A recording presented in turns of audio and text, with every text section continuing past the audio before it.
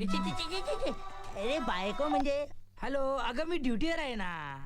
ते मला काय बी माहित नाही. जो कुणी हाय आजूबाजूस फोन द्या. अगं तुला अदुगर फोन द्या. आजूबाजूला कोण आहे, कोणाला सांगू मी? आता फोन द्या की लवकर. बुवा असो बाई असो कुणी बी असो. इथे कोणीतरी दिसलं तरी पाहिजे ना. ए भाई भाई साहब. सॉरी सॉरी सॉरी बहन जी. बहन जी. देतो दोघांपैकी कोणाला तरी देतो. देखो वो बाद में ऊ करना, पहले मेरे भाई को से बोलना. हाँ है. हेलो, कौन है वहाँ? यहाँ तो दूर दूर तक कोई भी नहीं है. बस मैं और हवलदार साहब. हम दोनों आपस में गुफ्तगू कर रहे हैं. काय बोलतो इकडे अरे छोड़ो ना हवलदार साहब, छोड़ो ना. कितना कस के पकड़ा है. अरे अरे क्या पकड़ा है? अरे वो कुछ भी पकड़े मेरी बला से. अब छोड़ छोड़, काय बोल रहा है? अरे रोज रोज कहाँ पकड़ने वाले हैं.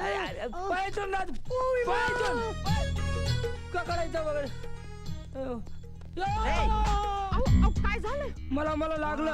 अगं मी ओरडलं ना ग. का ओरडलात? अगं मी एका कोणाला धडकलो. एक मी थांब बघतो कोणाला धडकलो ते. हवलदार तुम्ही पळा पळा पळा. ए थांब, तिथे अश्रू धुराच्या नळकाने फोडून मी. कशाला नळकांड वाया घालवताय? ते काय तुझ्या बापाच आहे? ते सरकार आणि माझा आहे ना, मग सरकारने मी बघून घेऊ. तुझं सुळकांड कुठे आहे? पोरग कुठे आहे?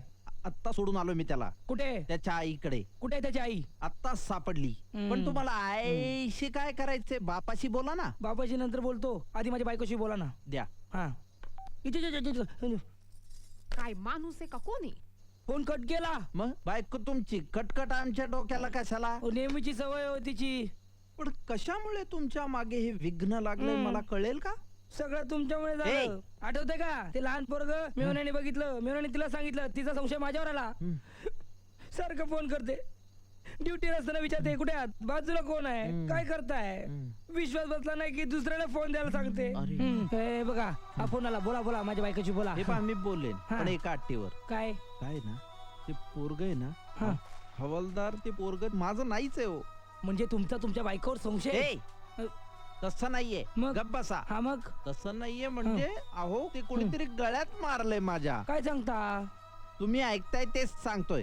हे पहा तुम्ही मला या अडचणीतनं सोडवा, मी तुम्हाला त्या अडचणीतून सोडवतो. आधी माझ्या बायकोशी बोला. हॅलो. आओ म्या की नाही निंबाळकर वहिनी. हो हवालदार साहेब माझ्या बरोबरच आहे.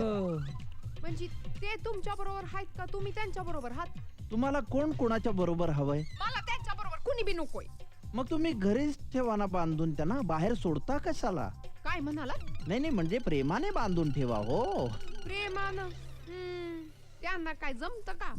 काय हो तुम्हाला काहीच जमत नाही? हो नाही मला जमत ना. असं? मला पकडायला जमत, ठोकायला जमत. अरे अरे अरे काय भाषा तुमची. पकडायला ठोकायला? नाही म्हणजे मला गुन्हेगाराला पकडायला जमत, बेड्यात ठोकायला जमतात, तुरुंगात टाकायला जमत. अरे मग जमत की सगळं. मग हे कधी सांगणार? बॅटरी लो झाल्या? सांगा माझी बायको. सांगा. मी सांगू? आपकी बैटरी खत्म हो गई, 1 रुपया रिचार्ज करिए, धन्यवाद. अरे तुम्हाला हे पण जमत?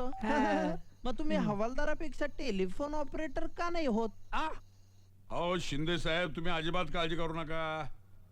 माझ्या युवराजचं लग्न तुमच्या आरतीशीच होणार, माझा शब्द आहे हा. मग काय चिंता करण्याचं कारण नाही सोडा. पण बळवंतराव युवराजशी तेवढं बोलणं झालं असतं तर. अहो मी आजच बोलतो युवराजशी. कडू पाटला तर खानदान आहे आमचं. हा मग अहो हनीमूनला जाताना सुद्धा बापाला विचारण्याची पद्धत आहे आमच्या खानदानात. मग काय काळजी करण्याचं कारण नाही सोडा. मी काय म्हणतो बळवंतराव, बोला की. ह्या महिन्याच्या शेवटी बघा 28 तारीख काढलेली आहे. चालते की 28 तर 28. पण या बघा शिंदे साहेब, बोला की. लग्न कसं धूम धडाक्यात झालं पाहिजे. बळवंतराव त्याची चिंता आता तुम्ही सोडा. पर मी काय म्हणतो, तेवढं जरा हुंड्याचं बोललो असतो. अहो आम्हाला काय कमी आहे शिंदे साहेब? बरोबर. तुम्ही मोठी माणसं, तुम्ही आता काय 200-300 तोळं सोनं घातल्याशिवाय पाठवणार का पुरीला आमच्याकडं? आणि आजकाल गाडीत जावायला देणं म्हणजे किरकोळ आहे बघा. आणि आता तुम्ही एवढी मोठी माणसं म्हणजे BMW तर काय. हा आपण भेटल्यावर बोलूया की. होय चालतंय की बघा. बर नाही ठेवतो आता. हो ठेवा. त्याच्या आईचं सोन्यासारखी पोरगी आणि BMW मागतोय. त्याच्या आईचा BM कुठला? कमाल करताय तुम्ही. काय केलं युवराजला न विचारता त्याचं लग्न परस्पर ठरवून टाकताय हा? तुमच्याशी लग्न लावताना आमच्या वडिलांनी विचारलं नव्हतं आम्हाला. हा, कशाला विचारतील. एवढा हुंडा दिलाय की त्या हुंड्याच्या पैशात 10 मुलींची लग्न झाली असती. अरे जावई काय मिळालंय त्यांना, शिक्षण सम्राट. माहितीये हो? माझे बाबा शिक्षण मंत्री होते म्हणून, नाही तर तुम्ही तरी काय घरोघरी शिकवण्या देतच फिरत होतात. गं बसो. युवराज इकडे ये. आलो. मी तुझं लग्न ठरवलेलं आहे. थँक्यू बाबा. थँक्यू. अंजलीनाशी नाही, आरतीशी लग्न ठरवलंय. नो थँक्यू बाबा, मी लग्न करणार नाही. तुझी एवढी लफडी कळून सुद्धा शिंदे साहेबांनी होकार दिलाय. तोंड काळ केलंस तू माझं. हा, तोंड काळ केलंय म्हणे. आणि तुमच्या विरुद्ध त्या शिक्षिकेने तक्रार केली विनयभंगाची, तेव्हा तुमचं तोंड काय पांढरं झालं होतं. बाबा तुम्ही घबऱ्या, कुठं काय बोलावं हेच कळत नाही तुम्हाला. काय नाही, बरोबर कळतंय मला. माझ्या पोरावर माझा पूर्ण विश्वास आहे. तर काही चुकीचं बोलत नाहीये. काय रे. एक्सक्यूज मी बाबा. हा?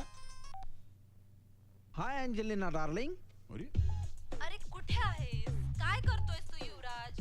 नथिंग यार. वाया गेले कार तर तुझ्यामुळं. जाणारच. कडू पाटलाचं खानदानी रक्त आहे ना त्याच्यात. अरे तू हा नमुना कुठून आणलायस रे? युवराज, आता माझी खात्री पटत चालली हा की हा नक्की तुझाच मुलगा आहे. का? एक नंबरचा खोड करे रे. आत्याला उठता बस. बसता. अरे काय करतोयस? काय जीव घेतोयस का काय माझा?